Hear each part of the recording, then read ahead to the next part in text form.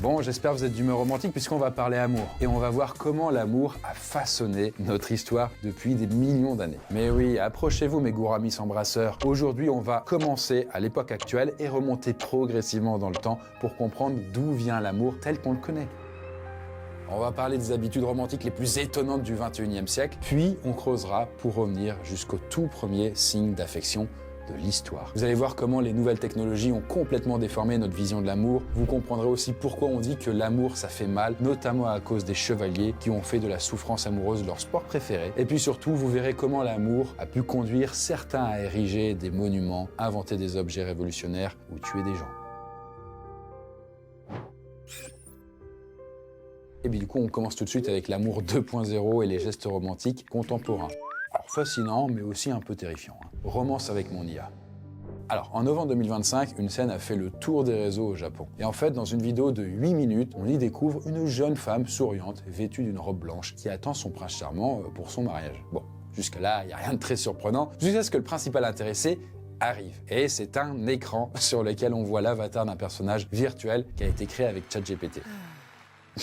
C'est bizarre, vous le voyez. Alors là, vous dites, mais comment on en est arrivé là? Qu'est-ce qui s'est passé? Qu'est-ce qui a merdé quelque part? Eh bien, déjà, premier point, alors qu'on est censé être hyper connecté, réseaux sociaux et tout, en réalité, on est peut-être de plus en plus seul. En fait, partout dans le monde, la solitude explose. Et du coup, face à ce vide, en fait, certaines entreprises ont flairé le bon filon en créant des compagnons virtuels parfaits sous forme de chatbots, qui sont donc des logiciels qui sont dopés à l'IA. Et là, l'avantage, c'est qu'ils sont toujours dispo, personnalisables à l'infini et qu'ils ne font jamais de reproches. Bref, un petit peu le bonheur de quelqu'un qui a des petits problèmes d'estime et d'ego, on va dire. Et c'est là que commence le piège émotionnel. Et c'est le cas notamment avec Replika, qui est une app qui compte pas moins de 30 millions d'utilisateurs dans le monde. Et la majorité admet avoir développé un lien affectif avec leur IA. 85% des gens disent « Ah oui, moi j'ai créé un lien ». Mais soyons clairs, les IA, jusqu'à preuve du contraire en tout cas, elles n'ont pas vraiment d'émotion. En fait, elles alignent des mots, elles imitent l'empathie, mais elles ne comprennent pas. Sauf que le souci, c'est que ça peut mener à des situations catastrophiques, comme aux États-Unis où plusieurs jeunes ont mis fin à leur jour après avoir eu une relation avec une IA. D'ailleurs, la situation inquiète de plus en plus les chercheurs, surtout quand on voit à quelle vitesse les IA se multiplient de nos jours. Les phéromones parties. Est-ce que vous avez déjà vécu une histoire d'amour ou une histoire sexuelle avec quelqu'un dont vous n'aimiez pas l'odeur? Je vous dis ça parce qu'aujourd'hui, en fait, on le sait, l'odorat, c'est notre sens le plus ancien, mais c'est aussi celui qui est le plus rattaché à nos émotions. Il y a sans doute un lien. Du coup, en fait, quand on fréquente quelqu'un qui sent bon à nos yeux, ça va venir renforcer le désir, l'attachement et l'attirance amoureuse. Tandis qu'un parfum désagréable, une odeur désagréable, au-delà du côté pas fou, on va dire olfactivement, ça va surtout montrer une incompatibilité biologique entre deux individus. Et du coup, partant de ce principe, une New-Yorkaise du nom de Judith Preis a une idée, en 2010, développer des phéromones parties. En fait, c'est des soirées où on se choisit à l'odeur, quoi. Alors là, comment ça marche? En fait, avant la soirée, vous devez impérativement porter pendant 3 jours un t-shirt blanc en coton. Et ça permet en fait de capturer les phéromones, qui est donc cette substance chimique semblable aux hormones, et qui permet la communication entre les gens d'une même espèce. Genre les fourmis, et ça marche aux phéromones et tout, quoi. Elles laissent des phéromones derrière elles, ce qui permet aux autres fourmis de suivre leurs traces. Ensuite, vous vous rendez à la fête avec votre t-shirt porté 3 jours, un peu crado, mais qui a été emballé dans un sac, et vous avez juste à renifler celui des autres et de choisir votre préféré pour trouver l'amour de votre vie. Et du coup, si vous avez la chance en tout cas de tomber sur votre petit chouchou olfactif, on vous prend en photo avec le sac concerné avant de projeter toutes les photos au mur. Et à partir de là, les heureux propriétaires des t-shirts sélectionnés pouvaient aller se présenter en bonne et due forme. Là, la magie pouvait opérer ou pas, quoi. Bon, apparemment, certains couples se sont déjà formés pendant ces soirées. Après, on ne sait pas si c'est pour la vie. Location de petit ami.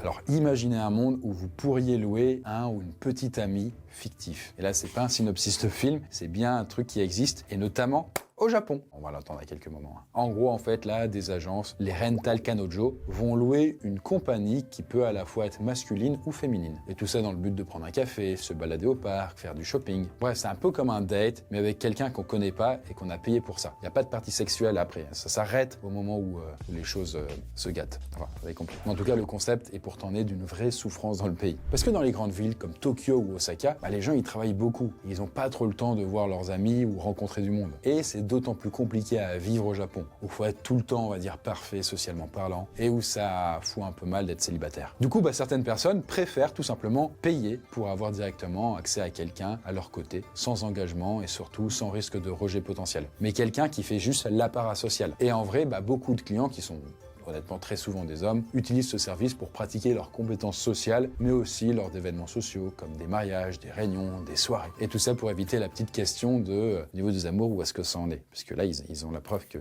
y a quelqu'un. Et comme je le disais, faites attention, ça n'a rien à voir avec le sexe ou la prostitution déguisée. En tout cas, au niveau des prix, on est entre 5 000 et 8 000 yens, soit à peu près entre 30 et 50 euros de l'heure. Donc si vous cherchez un job au Japon. Le marché des célibataires. Là, depuis le début, je vous parle d'amour, de couple, sauf qu'il y a un truc qui est tendance aussi en ce moment, apparemment, c'est le célibat. En fait, depuis 2010, il semblerait que dans les pays riches, on préfère rester solo plutôt que s'encombrer d'un partenaire potentiel. En fait, selon les calculs du journal britannique The Economist, le recul du mariage a fait émerger près de 100 millions de nouveaux célibataires à travers le globe. Et dans les faits, en fait, là, il n'y a rien de dramatique. Mais pour certains économistes, c'est une vraie catastrophe. Parce que moins de mariages, ça veut dire aussi moins d'enfants, et donc par extension, moins de personnes pour s'occuper d'une population vieillissante. Et là, face à ce petit problème, la Chine, elle a trouvé une solution, c'est le marché des célibataires. Voilà, c'est exactement ce à quoi vous pensez, mais à un détail près. En fait, ce sont pas les célibataires qui sont exposés, où on va se dire « Ah, lui je prends pas », mais les parents. Du coup, imaginez des rassemblements de parents désespérés, pancarte à la main, en train de vendre, de brader, on sait pas, du coup, leurs enfants célibataires, comme sur Le Bon Coin. C'est vraiment ça. Et sur ces affiches, on trouve une photo, l'âge, la taille et surtout le salaire. Parce que le mariage, c'est quand même une histoire d'argent en Chine. C'est un mariage entre deux familles, quoi. C'est difficile de trouver un mari à ma fille, car elle n'accepte pas d'épouser les hommes de mauvaise qualité. Elle recherche un homme qui est titulaire d'au moins une licence et son salaire doit être équivalent à celui de ma fille. Si l'homme a un emploi instable ou un faible revenu, cela peut entraîner des conflits entre eux. La stabilité financière permet d'avoir moins de problèmes dans le couple. Sauf que le problème, c'est que créer des matchs dans la vraie vie, c'est un peu compliqué. Ça fait un peu agence matrimoniale et tout. Déjà parce que les célibataires, ils sont plus exigeants, mais aussi parce qu'ils sont convaincus que la vie en couple, ça coûte trop cher. Et ça plaît pas trop au parti communiste, du coup, qui est au pouvoir en Chine, et qui cherche vraiment à inverser la tendance. Typiquement, en 2025, une discothèque de Shanghai a été officiellement autorisée à enregistrer des mariages. Et a priori, ça a l'air de marcher puisqu'au dernier trimestre 2025, les mariages ont augmenté de 2,25% à Shanghai. Tinder. Alors, dans le genre d'invention qui a révolutionné le monde de l'amour, évidemment, il y a un truc que vous avez peut-être déjà utilisé, c'est les apps de rencontre ou même les sites pour choper. Alors, la toute première plateforme de dating, elle s'appelait Match.com et elle est sortie aux États-Unis en 95. Bien avant la naissance des réseaux sociaux, ça n'existait pas à l'époque. Sauf qu'il y en a une qui va vraiment sortir du lot et ce sera 20 ans plus tard, Tinder. Et Tinder, ça a été inventé par 4 jeunes américains en 2012 et l'application, elle explose d'abord à l'université de Californie du Sud avant de contaminer la planète entière l'année suivante. Et là, en fait, la raison de son succès, déjà, c'est une interface ludique, mais surtout une invention qui va changer à tout jamais les apps de rencontre, le swipe. C'est vraiment pour vous le dire, avant Tinder, ça n'existait pas le swipe vraiment tel qu'on le connaît. Et c'est simple, il vous suffit juste d'un mouvement du doigt, à gauche ou à droite, pour décider de l'avenir d'un partenaire. À droite, ça valide, à gauche, ça dégage. Assez simple. C'est un geste très facile à faire, et même pour les vieilles générations. Et surtout, ça a un côté addictif. Le swipe a créé un mode de réactivité où on est en permanence sur l'application puisque c'est très facile et très rapide de dire oui ou non à quelqu'un. Peu importe la réponse, on a toujours accès à une multitude de profils, ce qui provoque une excitation, une envie de rester sur l'application et de savoir si on est ou pas en train de louper une opportunité. Et depuis, ce système de double opt-in, donc c'est-à-dire que les deux doivent avoir swipe à droite, ça veut dire quand même que deux personnes doivent quand même s'apprécier mutuellement avant de parler. Et ça, c'est devenu la norme dans les apps de rencontre. Parce qu'avant, vous saviez, notamment sur Mythic et autres, si vous aviez envie de parler à quelqu'un, vous lui envoyez un message et après c'était à lui de dire s'il allait vous parler. Là, il faut vraiment que les deux acceptent. Et en tout cas, grâce à son swipe, Tinder est devenue l'application de rencontre la plus téléchargée au monde avec des milliards de swipes par jour et des utilisateurs dans 190 pays. Bon, en tout cas, si aujourd'hui le marché des applications de rencontre est un domaine ultra concurrentiel, certaines apps essaient quand même de se démarquer. Par exemple, il y en a une, elle est un peu chaude, elle s'appelle Carimat et elle est basée sur les plaques d'immatriculation. Alors, je comprends pas le principe, du coup je vois pas le rapport, mais il y a aussi Geek Me More pour trouver là un geek ou même First Day qui fonctionne que les jeudis. Mais en tout cas, il y a une chose qui est sûre, Tinder, ça reste quand même aujourd'hui le numéro 1. Bon, c'est le moment de quitter le monde de la romance un peu trop contemporaine, et là on va se concentrer sur l'amour à la sauce un peu plus millennials, quoi. Titanic. Bon, déjà en décembre 97, le monde entier voit débarquer un film qui va changer à tout jamais l'histoire du cinéma. Titanic de James Cameron. Bien avant Avatar. À l'époque, tout le monde pense que le film va être un naufrage. Le film, il est trop long, il est trop cher, il est trop ambitieux. ça n'a aucun sens. Sauf que petit spoiler, ils avaient un peu faux, quoi. Le film va remporter 11 Oscars et il va rapporter 2,2 milliards de dollars au box-office. Et il reste numéro 1 du box-office mondial pendant très longtemps. Mais au-delà de tous ces succès, en fait Titanic provoque surtout un vrai raz-de-marée émotionnel. Déjà, le couple formé par Jack et Rose devient le couple tragique par excellence, qui est une sorte de Roméo et Juliette moderne, quoi. Et d'ailleurs, le jeune interprète de Jack, donc Leonardo DiCaprio, ça va devenir une vraie obsession mondiale à tout juste 22 ans. C'est ce qu'on appelait d'ailleurs la Léomania. C'est pas compliqué en fait. Dès que DiCaprio, il apparaît quelque part, les ados sont en furie. Il reçoit alors tout le temps des demandes en mariage signées Rose. Et de son côté, du coup, celle qui fait Rose, qui est la jeune Kate Winslet, elle incarne une femme forte et moderne qui est assez loin des modèles stéréotypes de son époque là, quand même. Et ça fait du bien aux femmes. C'est un film beaucoup plus politique qu'il n'y paraît, qui parle de rapport de classe et redéfinit la notion du genre telle qu'on la voit traditionnellement au cinéma. Notamment le rôle de la femme dans la construction de ses relations amoureuses. D'un bout à l'autre de l'œuvre, Rose est maîtresse de ses choix et en capacité d'agir. Après, pour revenir sur les trucs un peu plus prosaïques, on va dire, cette histoire d'amour là entre les deux, en vrai c'est du vent. Dans le sens où elle est fictive, elle a jamais existé. Néanmoins, James Cameron a quand même rendu un hommage discret à une vraie histoire d'amour du Titanic. Celle quand même d'Isidore Strauss et de son épouse Ida Strauss. Parce qu'en fait, lors du naufrage, le 14 avril 1912, Ida a refusé de monter dans un canot sans son mari. Ils vont alors mourir ensemble, main dans la main, et ça ce sera une séquence qui sera d'ailleurs illustrée dans le film de Cameron. L'échelle de la passion. Alors, à votre avis, est-ce que c'est possible de mesurer la passion amoureuse? Parce que, à part à dépioter une marguerite en disant je t'aime un peu beaucoup, machin, il n'y a pas vraiment d'outils scientifiques pour ça. Et bien justement, 2 Américaines, une psychologue et une sociologue, se sont penchées sur ce cas en 1986. Et ensemble, elles imaginent l'échelle de l'amour passionnel, la Passionate Love Scale, ou PLS pour les intimes. Et là, en fait, c'est une sorte d'outil qui sert à mesurer le degré de passion chez un individu. Le principe est simple, en fait. En pensant très fort à l'élu de votre cœur, vous devez répondre à une série de plusieurs affirmations par un chiffre allant de 1 à 9. En sachant que 1 c'est pas du tout et 9 c'est totalement vrai. Par exemple, il fallait répondre à des affirmations du genre « je pense sans cesse à cette personne » ou « je serais profondément désespéré s'il me quittait ». Et à la fin du test, on additionne le total des points et en gros, plus votre score est élevé, plus vous êtes censé in love, quoi. Là, c'est scientifiquement plus carré, quoi. Toujours est-il, ce petit test-là, il a jamais vraiment eu de reconnaissance scientifique. Mais ça a quand même fait plaisir aux magazines féminins. En fait, eux, ils s'en sont emparés pour faire des gros titres du genre « vous aime-t-il vraiment ? Faites le test maintenant sur Biba Magazine. » White Day. Bon, vous l'avez capté, hein, en février, avec les cœurs, les fleurs et compagnie, quand on n'aime pas l'amour, c'est un peu relou. Il y en a en tous les côtés. Surtout quand on est le célibataire. Et en Occident, notamment, c'est le 14 février, où c'est le jour de la Saint-Valentin. Mais ailleurs, sur la planète, on célèbre aussi l'amour, et notamment au Japon. Sauf que petite différence quand même, le 14 février, là-bas, ce sont uniquement les femmes qui donnent des chocolats aux hommes. Généralement, en France, c'est quand même l'inverse, quoi, souvent. Sauf que là, attention, il y a des catégories très précises. Le Giri Choco, qu'on file à ses collègues. Le Tomo Choco, qu'on offre à ses copines. Et le plus important, bien sûr, le Honmei Choco, pour le crush ultime. Sauf que le petit problème, c'est qu'à force de donner sans jamais recevoir des chocolats, les femmes, elles commencent à en avoir un peu plein le cul, quoi. Alors, à la fin des années 70, un confiseur de Fukuoka a une idée plutôt cool, créer une journée où ce sont les hommes qui gâteront les femmes. Et ce sera alors le 14 mars, soit un mois après la Saint-Valentin. Et là, pour l'occasion, il va lancer une petite douceur à base de guimauve et il crée le Marshmallow Day, qui deviendra plus tard le White Day. Et du coup, aujourd'hui, le White Day, c'est l'occasion pour les hommes d'offrir des cadeaux, et traditionnellement blancs, à celles qui leur ont donné du chocolat. Mais la créativité ne s'arrête pas là en Asie, puisque en Corée du Sud, par exemple, on célèbre quelque chose tous les 14 du mois. Et dans tous leurs trucs du 14, du coup, en Corée du Sud, il y a aussi le Black Day. Bon, là, ce sont des célibataires qui vont se réunir et qui vont manger des nouilles à la sauce soja noire. Voilà, c'est le jour de la solitude, quoi. Les petites annonces.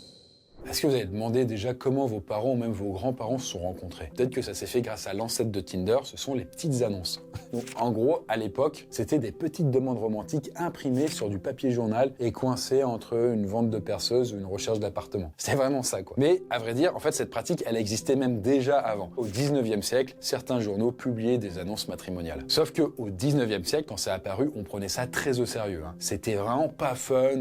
Non, c'était vraiment là, on veut trouver l'amour. Voilà, c'est une vieille femme ou un vieux garçon, elle a besoin de trouver l'amour parce que sinon, c'est chaud pour son futur. Donc c'était un peu plus rustique. Par exemple, dans Le Chasseur français, qui est un magazine paru pour la première fois en 1885 et qui est toujours édité aujourd'hui, eux, ils ont basé leur réputation sur ça. Après, soyons clairs, les gentlemen qui publiaient des annonces là-dedans, autant ils cherchaient une épouse qu'une bonne gestionnaire de ferme, quoi. C'était pratico-pratique quand même, quoi. Je vous en montre quelques-uns. Célibataire rentier, 38 ans, désire connaître célibataire, même âge, ayant rente, pour vivre ensemble, frais communs, on ne s'ennuiera pas. Vieille, pauvre, laide, qui m'épousera ne sera tout de même pas déçu. Cinquantaine, svelte, épouserait femme dans la quarantaine, bonne ménagère, ayant enfant, élégante, svelte, forte du buste sinon inutile. C'est vrai que ça faisait rêver, quoi. C'était autre chose que les swap Tinder. Ça a changé, quoi. Mais toujours est-il, le vrai changement, il s'opère dans les années 70 avec le journal Libération qui lance Chérie, qui est une rubrique spéciale dédiée aux rencontres amoureuses. Là. Et là, c'est vraiment un changement d'ambiance qui opère. En fait, le mariage, c'est plus l'objectif principal. Là, on cherche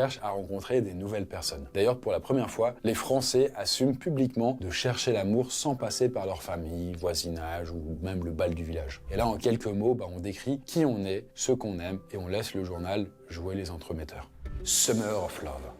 Là, il faut que je vous parle de l'histoire d'un été qui a bouleversé le monde entier, et c'est celui du Summer of Love. Parce que tout commence en 67 à San Francisco. Là, en fait, de plus en plus de jeunes, vêtus de couleurs un peu flashy, de fleurs dans les cheveux, ils défilent dans les rues avec un message fort, ils veulent la paix. En fait, plus que ça, ils dénoncent l'American Way of Life, mais aussi la guerre du Vietnam, le pouvoir de l'Église, la destruction progressive de la planète. Il y a certains messages qui n'ont pas trop changé aujourd'hui, j'ai l'impression. Mais en tout cas, à l'époque, ils sont pas très contents. Sauf que plutôt que de l'exprimer de façon violente, ils vont plutôt se contenter de marches pacifiques et de rassemblements dans les quartiers de High Asbury. Et là-bas, la jeunesse se réunit surtout pour jouer de la musique et s'essayer au LSD, qui est distribué gratuitement dans la foule. Et c'est alors comme ça qu'on découvre la contre-culture hippie, qui dénonce le capitalisme, l'ultra-consommation, et qui prône la paix, la tolérance et l'amour libre. Je sais pas à quel point ils ont réussi leur pari aujourd'hui, mais bon. En tout cas, quand on parle d'amour libre, là, c'est une vraie révolution. Parce que pour la première fois, on revendique le droit de coucher hors du mariage, et où la recherche du plaisir est plus importante que le reste. On se marie pas pour faire des enfants, non, c'est vraiment, on est ensemble pour kiffer, pour coucher ensemble, pour se faire plaisir, quoi. Ça n'existait pas avant. Et du coup, le Summer of Love, donc c'est ça, mais c'est aussi étroitement lié à l'histoire de la musique. Parce que durant l'été 67, la petite ville de Montry accueille le premier Montry Pop Music Festival, qui est le premier vrai festival de musique en extérieur. Et ça va ouvrir ainsi la voie à de nombreux autres rassemblements bien connus aujourd'hui, comme les Solid Days ou même le Hellfest. On continue notre voyage romantique dans le temps, en remontant là à une époque où vos parents et même vos grands-parents n'ont vraiment plus beaucoup de souvenirs, voire peut-être même aucun. Les amours interdits.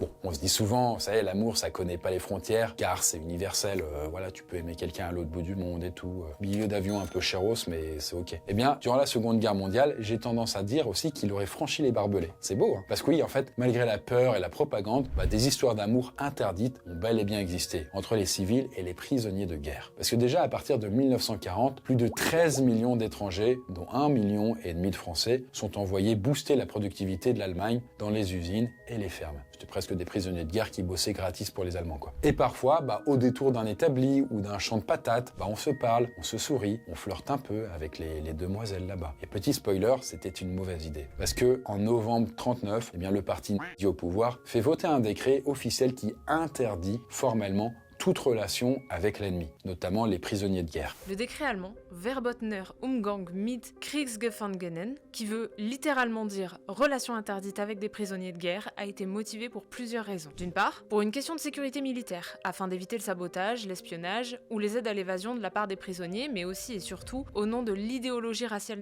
Et à vrai dire, même discuter, offrir un morceau de pain ou même faire un simple baiser sur la joue, ça pouvait vous mener au tribunal ou même dans un camp de concentration. Donc c'était chaud. Pourtant, il y a des histoires, elles sont un peu plus fortes que ça, elles vont continuer. Et du coup, il y aura des rendez-vous clandestins ou même des petits mots griffonnés dans un français approximatif. Moi, aimais toi, tout ça, tout ça.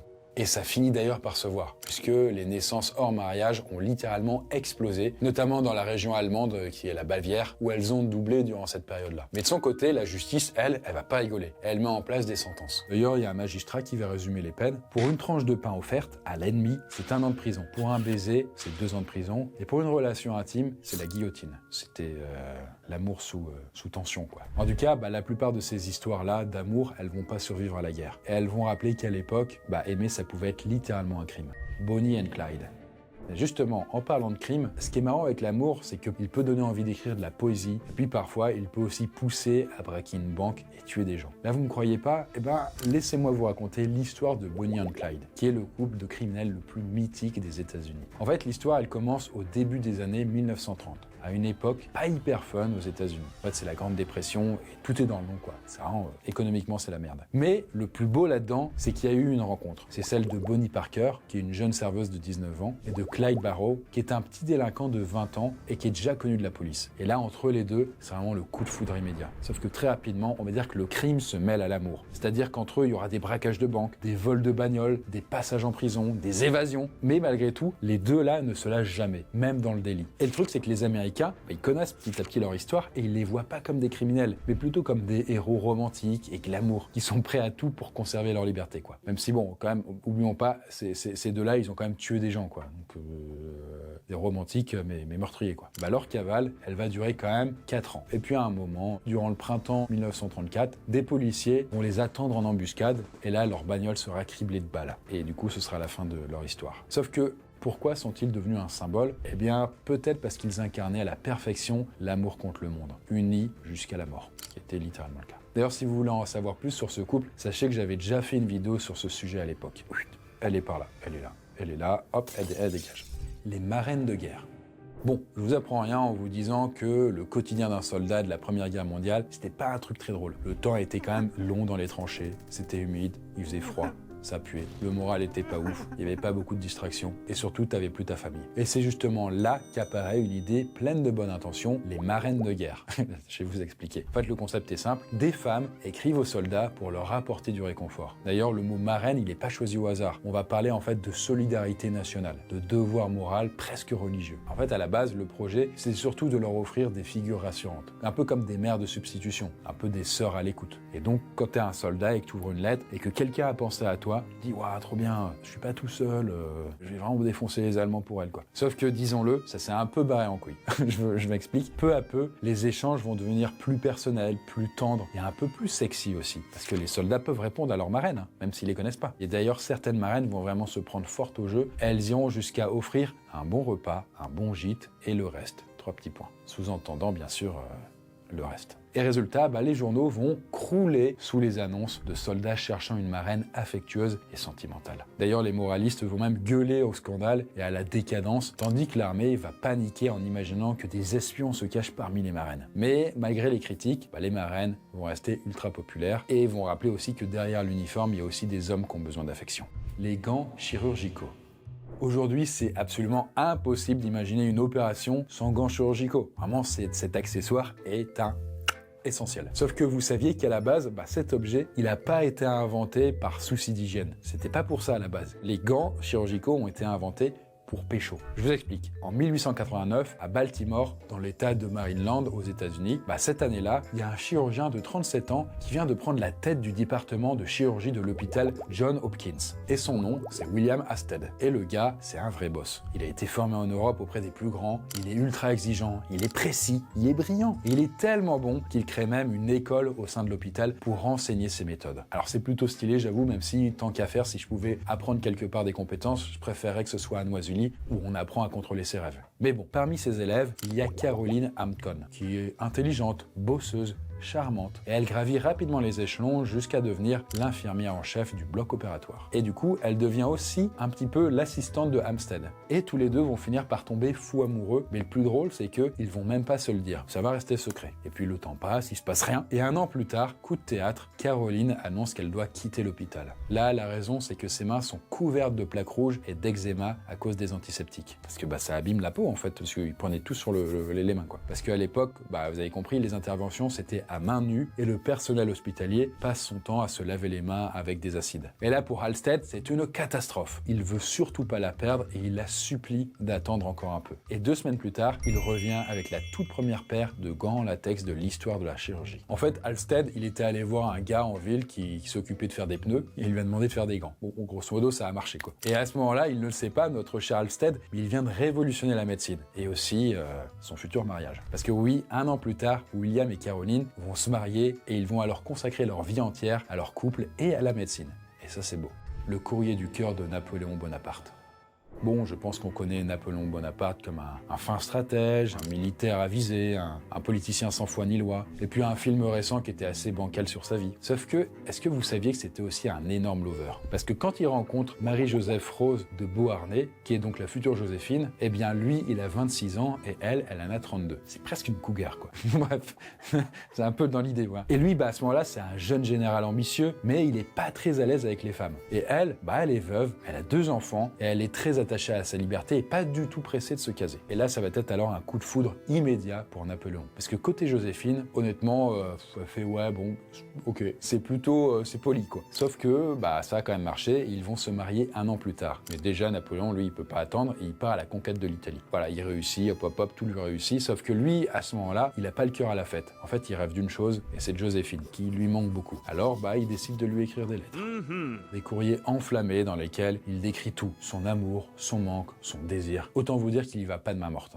Je vais me coucher, ma petite Joséphine, le cœur plein de ton adorable image, et navré de rester tant de temps loin de toi. Ne sais-tu pas que, sans toi, sans ton cœur, sans ton amour, il n'est pour ton mari ni bonheur ni vie. Que je serais heureux si je pouvais assister à l'aimable toilette. Petite épaule, un petit sein blanc, bien ferme. Vivre dans une Joséphine, c'est vivre dans l'Élysée. Bon, alors c'est des belles lettres et tout, ça fait plaisir quand on est une femme, je pense. Sauf que le plus drôle, on va dire là-dedans, c'est que elle, Joséphine, elle s'en bat un peu la race. C'est-à-dire qu'elle répond pas trop, voilà, et quand elle le fait, c'est plutôt froid, c'est même plutôt très très froid. Parce qu'en même temps, faut quand même se le dire, c'est que elle, de son côté, en France, elle vit sa meilleure vie. Et elle est pas toute seule, elle a aussi un amant, qui s'appelle Louis-Hippolyte Charles. Donc autant vous dire que le petit Bonaparte, elle s'en balèque, quoi. D'ailleurs, lui-même, à un moment, il va bien comprendre qu'elle a un amant, mais il va mettre du temps à cogiter, à se dire, ah oui, ok, il sera dans le déni sur cette situation de cocu pendant un bon moment. Sauf que quand il va finir par le comprendre, les rôles vont s'inverser. Lui, il va être vénère,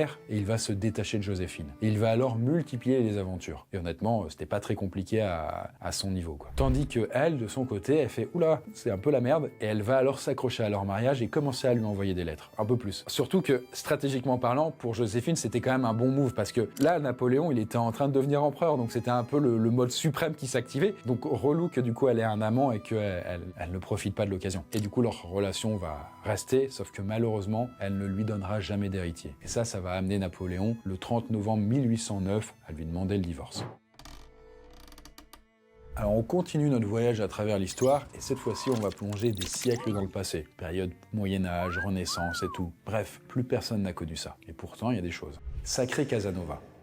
Rien de tout ce qui existe n'a jamais exercé sur moi un si fort pouvoir qu'une belle figure de femme. Et cette citation, on la doit au plus célèbre des séducteurs italiens, j'ai nommé Giacomo Casanova, né à Venise en 1725. Et lui, très jeune, il se distingue. En fait, il est intelligent, cultivé, doué dans l'art de la comédie, et il parle plusieurs langues. Pourtant, lui, au tout début, il a qu'un seul souhait, et c'est de devenir abbé. Alors bon, autant vous dire, ça va vite lui passer, et qu'il va se faire virer pour une raison toute simple, les femmes, très légèrement incompatibles, quoi. En fait, c'est pas compliqué, le gars était complètement obsédé et toujours en quête de séduction et de liaison amoureuse. Alors combien il en a eu, c'est un peu dur à dire, mais on sait qu'il a eu de nombreuses histoires, en tout cas au moins 142 connues, autant avec des femmes de ménage qu'avec des princesses. Et d'ailleurs, il ira même en prison pour ses activités libertines. Sauf que à côté de son tempérament charmeur, Casanova, il était aussi un esprit brillant, qui a voyagé à travers toute l'Europe et écrit des livres, fréquenté des rois et même inventé l'ancêtre du loto. Bref, c'était un CV plutôt béton, mais beaucoup moins connu que ces petits scandales sexuels, quoi. Parce que bon, à la fin de sa vie, en fait, Casanova, il finira bibliothécaire, il en profitera pour écrire ses mémoires intitulées « Histoire de ma vie ». L'histoire de sa life, c'est quand même un pavé de 3700 pages où il raconte tout, et notamment sa vie de débauche, dont certains passages flirtent vraiment avec l'immoral. Bon, en gros, parmi tout ce qu'il a fait, c'était pas trop MeToo, quoi. Et le consentement, notamment des femmes, c'était pas toujours dans ses priorités. Bon, en tout cas, aujourd'hui, Casanova, c'est surtout, pour nous, plutôt un symbole de plaisir et de liberté. Le bundling. Alors, dans l'Europe médiévale très puritaine du XVIIe siècle, tous les moyens étaient bons pour que les jeunes gens n'aient pas de rapport intime avant le mariage. C'était un combat, hein. Par exemple, en Irlande, et même dans les régions rurales de l'Angleterre, on avait trouvé une technique soi-disant infaillible pour éviter ça. C'était le bundling. Pour les non-bilingues, ça veut dire empaqueter. Et là, vous me dites, mais Chris, c'est quoi le rapport avec l'amour? ouais. En fait, cette technique, ça consiste à réunir deux futurs mariés dans le même lit avec un objectif très simple, qu'ils puissent apprendre à se connaître davantage sans se toucher. Et pour ça, c'est simple en fait. Il suffisait d'emballer la jeune fille dans un énorme sac en toile de jute. Un truc vraiment hyper costaud qui la couvrait des pieds jusqu'à la taille et parfois ça pouvait aller jusqu'au cou. Et ensuite, dans cette petite combinaison de plongée, presque on dirait, elle rejoignait son futur compagnon dans le lit, le tout sous le regard très attentif des parents. Et là, pour être sûr qu'il ne se passe vraiment rien de sexuel entre eux, le futur couple était le plus souvent séparé par une planche de bois, histoire de calmer leur ardeur. Après, l'intention était là, mais honnêtement, ça n'a pas été si efficace que ça. Parce que quand deux personnes ont envie de ken, c'est rarement un bout de tissu qui les arrête. J'imagine qu'il y a des couteaux, quoi. Et à un moment, la femme, faut quand même qu'elle retire ses affaires pour aller, aller aux toilettes, quoi. Mais bon, en tout cas, si la loi et la religion, ils interdisaient le sexe hors mariage, les familles, elles étaient bien plus ouvertes sur la question. Entre ce que les institutions préconisaient et ce que les gens faisaient vraiment, il y avait parfois une différence de taille. Nombreux étaient ceux qui pensaient que les relations intimes devenaient moralement et socialement plus acceptables une fois que les futurs époux s'étaient engagés l'un envers l'autre. En tout cas, dans les faits, le bundling, c'était surtout une méthode plus ou moins efficace quand même pour surveiller les prétendants d'une jeune fille. Et du coup, si elle tombait enceinte, il y avait moins de doutes sur l'identité du futur père, puisque on les avait vus ensemble. Et du coup, c'était à ce moment-là plus simple de mettre la pression pour le mariage. Le Taj Mahal. C'est quoi le truc le plus fou que vous ayez fait par amour? En tout cas, je pense que personne n'arrive à la cheville de Shah Jahan, qui est le 5e empereur moghol, pas mongol, moghol, qui a régné plus de 30 ans sur l'Inde. Et lui, s'il est connu, c'est parce qu'il a construit l'une des 7 merveilles du monde moderne, en hommage à sa chair et tendre. Et ce qu'il a construit, c'est le Taj Mahal. Alors, à la base, tout commence au début du XVIIe siècle, quand il rencontre la jeune Arjumand Banu Begum. Et c'est alors le coup de foudre immédiat. Sauf que, à ce moment-là, le mariage par amour, c'est un grand nom. Quand on se marie, deux personnes se marient, c'est vraiment pour des raisons politiques, quoi, ou familiales. Et lui, il était obligé d'épouser 2 femmes avant que ce soit avec celle qu'il convoite. Et donc, il va faire 2 mariages bidons. Et après, il fait bon, c'est bon. Et maintenant, il va épouser la 3e personne, et c'est cette femme-là, la femme de ses rêves. Et qu'il va renommer d'ailleurs Mumtaz Mahal, qui veut dire la lumière du palais. C'était son petit surnom, quoi. Elle va alors devenir son épouse favorite, mais aussi sa confidente et même son bras droit politique, qui est d'ailleurs un fait assez rare pour une femme à l'époque. Et alors, pendant 19 ans, ils vont voyager et gouverner ensemble et devenir parents de 14 enfants. Voilà, en gros, une fois qu'elle avait fini d'être enceinte, plus ou moins quelques mois après, elle finissait par l'être de nouveau, quoi. Sauf qu'en 1631, lors de la naissance du dernier enfant, il y a des complications et Mumtaz, elle meurt en couche. Sauf qu'avant de décéder, elle lui fait promettre une chose, il doit construire un monument à la hauteur de leur amour. Et là, comment vous dire, il a pris les choses très au sérieux. Et alors, pendant 20 ans, plus de 20 000 ouvriers vont construire ce joyau de marbre blanc sur les rives de la rivière Yamuna, à Agra, donc la ville de leur rencontre. Et il va faire alors de ce temple le tombeau de sa femme avant de lui la rejoindre le 17 septembre 1719 à sa mort. Et ça scellera alors leur amour à tout jamais. C'est quand même assez ouf, hein. Voilà, déterminé. Roméo et Juliette. Alors, dans l'imaginaire collectif, le couple ultime, je pense, c'est vraiment Roméo et Juliette. Et je pense qu'il n'y a pas trop de doute là-dessus. Voilà, que ce soit au cinéma, théâtre, musique et tout, c'est toujours eux. Et c'est les 2 amants maudits. Sauf que la version la plus célèbre de Roméo et Juliette, ça sort en 1595, grâce à un certain William Shakespeare. Précision, il n'a pas inventé le truc. En fait, il s'est inspiré d'un texte qui a été écrit en 1530, très longtemps avant, par un auteur italien du nom de Luigi da Porto, et qui s'est lui-même appuyé sur des récits encore plus anciens. Et en même temps, c'est normal que l'histoire survive aussi bien. Elle est universelle. Parce que là, on parle de 2 jeunes qui s'aiment passionnément, mais dont les 2 familles ne peuvent pas se blairer. Et résultat, peu importe l'époque ou même le décor, ça fonctionne toujours. D'où le fait qu'en fait, on a des versions qui se passent à New York dans les années 50, et même d'autres qui se passent avec des nains de jardin. Et Roméo et Juliette version nains de jardin, c'est un concept. Ça s'appelle Gnoméo et Juliette, si ça vous intéresse, ça existe vraiment. Mais en tout cas, si la pièce de Shakespeare, elle avait vraiment marqué, c'est parce qu'il a tout poussé à fond, en rendant les persos encore plus intenses, et surtout parce que, fait intéressant, il a comprimé le temps. C'est-à-dire que, vous savez, en général, une histoire d'amour, ça peut durer quelques mois. Chez lui, Roméo et Juliette, c'est 4 jours. Jour 1, ils font connaissance. Jour 4, ils meurent ensemble. C'est rapide. Et ça, dans une époque où l'amour est surtout raisonnable et très arrangé, c'est vraiment un choc. En fait, pour la première fois, on présente l'amour comme une force incontrôlable, plus puissante que la famille, la société ou même la raison. Et c'est alors là que tout change. Parce qu'à ce moment-là, l'amour, c'est plus un petit truc sympa avec des papillons dans le ventre. Non, c'est un vrai risque qui peut mener à souffrir ou même à mourir. L'amour courtois. Alors si vous pensez que l'amour c'est un truc intense, compliqué, un peu conflictuel, eh bien rassurez-vous, c'est pas de votre faute. Parce qu'en fait cette idée elle vient du XIIe siècle, quand les nobles européens ont décidé de poser des règles très strictes à un sentiment qui est réputé incontrôlable. l'amour. On appelle ça d'ailleurs le fin amor ou l'amour courtois, qui est un amour idéalisé et surtout hyper relou. Parce qu'en fait, à l'époque, aimer, c'est possible, hein, mais ça veut pas dire être en couple avec l'élu de son cœur. En fait, non, le fait d'aimer, c'est plutôt d'admirer quelqu'un, mais de loin, d'écrire des poèmes à sa gloire et de souffrir en silence. On ne se met pas en couple avec quelqu'un qu'on aime, mais avec quelqu'un où politiquement c'est ok, ou alors la famille a décidé pour soi. Donc l'amour courtois, par excellence, c'est un gentleman qui tombe amoureux d'une dame, souvent mariée, et donc inaccessible, et qui lui jure fidélité éternelle. On a dit que l'amour est apparu au XIIe siècle, mais en fait, ce qui apparaît, c'est l'amour courtois, même si c'est un terme moderne. C'est une nouvelle relation qui s'installe entre l'homme et la femme, tout au moins dans la classe aristocratique. Le premier à l'évoquer est Guillaume le Troubadour, qui chante l'homme qui adore une dame d'une condition supérieure.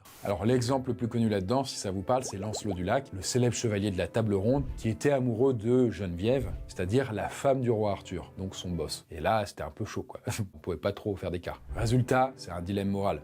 Il y a ses sentiments, mais en même temps, il y a le devoir pour son roi. C'est compliqué de concilier les deux. Et d'ailleurs, faut le dire, mais la plupart des romances, au temps de l'amour courtois, c'est des adultères. Parce qu'en tout cas, dans l'amour courtois, tant que tu restes dedans, tout est très codifié. Les gestes galants, les regards appuyés, les sérénades, et surtout, une grande retenue physique, jusqu'à ce que ça pète. C'est un peu comme aujourd'hui sur Instagram. Tu crushes sur quelqu'un, tu le likes, tu lui envoies des messages par-ci par-là, il te répond par-ci par-là, mais vous voyez jamais. Tu ne le touches pas. Bref, même au Moyen-Âge, du coup, on pouvait souffrir en silence.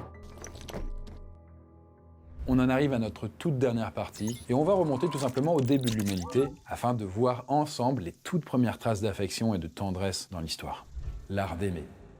Alors déjà, si vous pensez que les coachs en séduction, c'est une invention d'Internet, la séduction, c'est la jungle. faut que je vous parle d'Ovide. Parce que lui, c'était un peu avant Internet, c'était à peu près vers l'an 0 à Rome, où ce poète, il va publier un manuscrit très sérieux intitulé L'art d'aimer. Et en gros, ce manuscrit, c'est un petit peu le tout premier guide de drague de l'humanité, qui a été écrit en vers. Et là, faut vraiment imaginer qu'au moment de sa sortie, tout va bien à Rome. La vie est douce, mondaine, festive, on sort, on flirte, on trompe. Et là, il y a Ovide qui débarque et qui dit à tout le monde, calmez-vous, je vais vous expliquer comment aimer correctement. Et il va donner des conseils hyper pratiques, où il faut rencontrer des partenaires, comment les séduire, quoi dire, quoi éviter comme sujet de discussion. Mais plus sympa, il donne même des tips pour rompre sans trop faire de dégâts. Bref, c'est un peu le premier boss des tutos. Et pour lui, en fait, l'amour, c'est vraiment un art. Et comme tout art qui se respecte, pour bien savoir le pratiquer, il faut du temps. Il faut observer, s'adapter, comprendre l'autre. Et donc tout ça est quand même bien loin des discours virilistes actuels, du genre deviens un alpha en une semaine et tout. Sauf que, assez étonnamment, ces conseils, ils s'adressent aussi aux femmes. C'était assez audacieux pour l'époque, quoi. Même en Rome antique. D'ailleurs, à cette époque-là, c'est intéressant, mais on distinguait plusieurs formes d'amour. Déjà, il y avait le philia, qui représente l'amitié, ce qui est aussi de l'amour. Il y a aussi agapé, qui est l'amour désintéressé,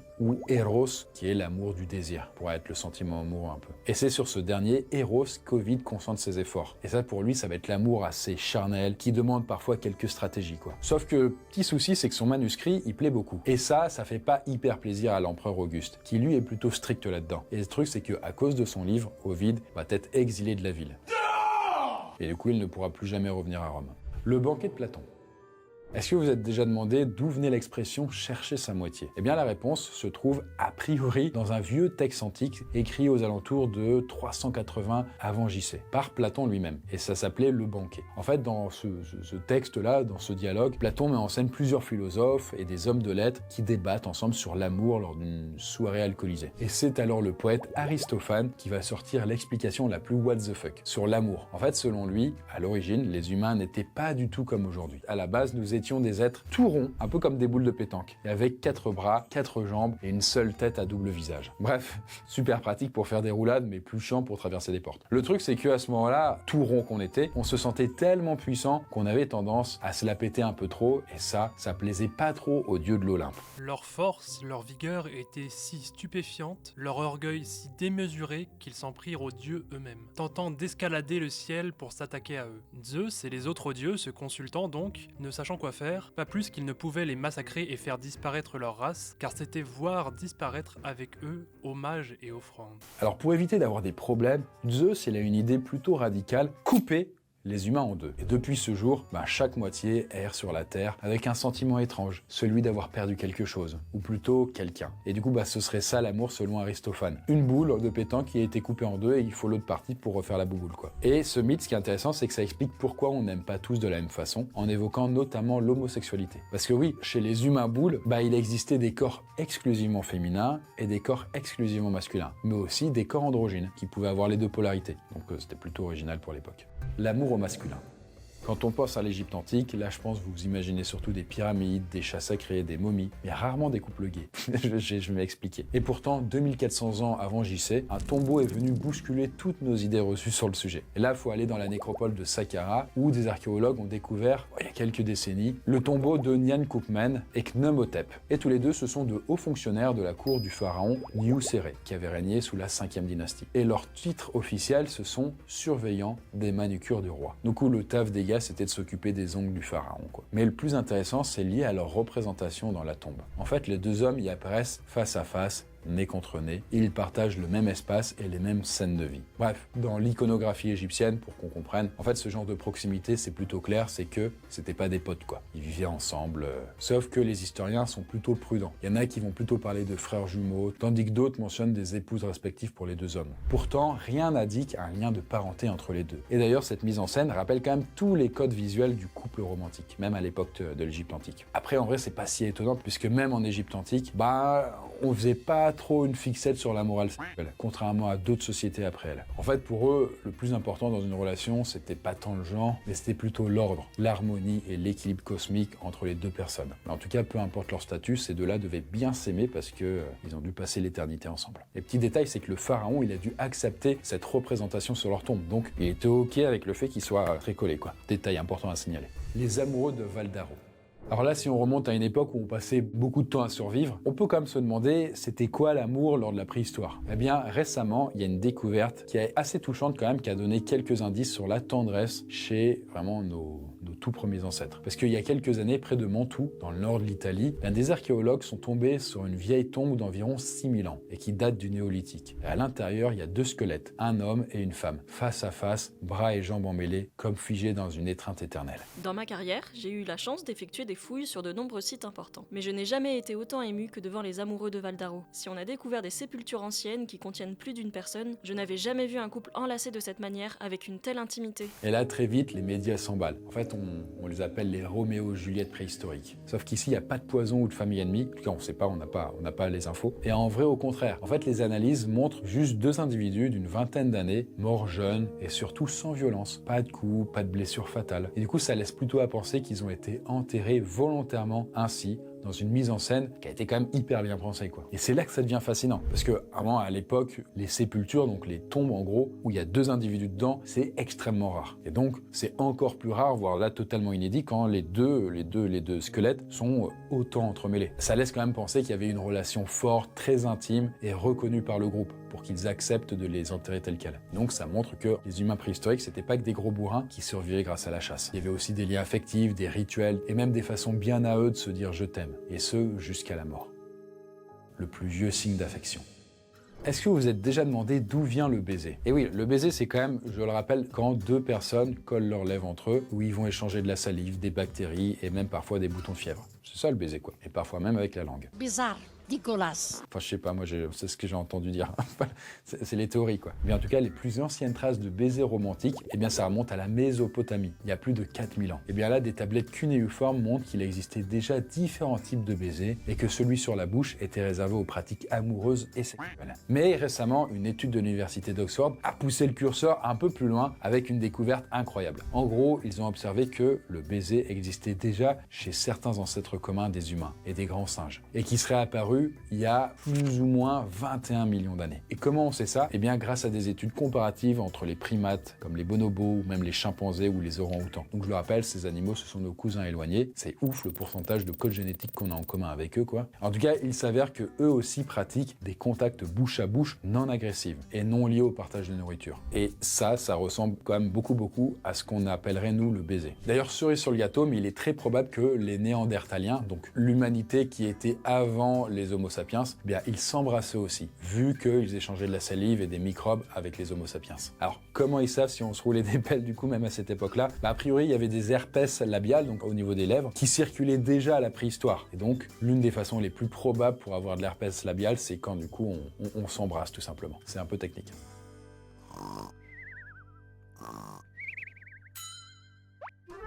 Et voilà comment notre voyage romantique à travers l'histoire touche presque à sa fin. J'espère que ça vous a inspiré pour la Saint-Valentin. Amusez-vous si c'est le cas. Faites ce que vous voulez, quoi. Enfin, on s'en fout, quoi. C'est une fête commerciale. En tout cas, si vous avez des anecdotes sur l'amour, vous pouvez me les dire en commentaire. Parce que moi, avant de vous quitter, il faut que je vous raconte une dernière anecdote. Parce que pendant l'Angleterre victorienne, eh bien, des jeunes filles avaient trouvé le moyen idéal pour voir à quoi ressemblait leur futur mari. C'est du sérieux. En fait, pour ça, elles glissaient un morceau de gâteau de mariage sous leur propre oreiller. Et selon les croyances, ça leur permettait ensuite de faire un rêve prémonitoire pour apercevoir leur prochain mec. Alors je sais pas si c'était vraiment efficace et à quoi ressemblait le gâteau au réveil, mais ce qui est sûr c'est que dans ma saga Noisuli, où là on a l'université du rêve du coup en dessin, eh bien les rêves permettent de faire des trucs très très stylés. Et notamment, c'est vrai du coup de vivre des histoires d'amour complètement oniriques, mais qui pourtant sont hyper intenses et qui peuvent d'ailleurs vous éloigner du monde réel, un peu comme les gens qui vivraient dans un univers virtuel ou qui auraient une relation avec une IA qui est très très perfectionnée. À un moment, pourquoi continuer à vivre quelque chose dans le monde normal, le monde lambda, si on peut vivre un truc qui est 10 fois plus fort, plus intense, plus tout quand je suis en train de rêver. Surtout quand vous contrôlez votre rêve. Ça, c'est des questions justement qui se posent. Bon, en tout cas, si ça vous intéresse, sachez que j'ai une chaîne secondaire qui s'appelle Noisuli aussi, et où je parle de sommeil et de rêve, et les vidéos fonctionnent vraiment étonnamment bien. Donc, si ça vous intéresse d'en savoir plus sur votre sommeil et votre rêve, eh bien, n'hésitez pas à aller vous abonner. Je vous mets le lien directement en description. Voilà. Sur ce, très belle soirée et on se dit à bientôt.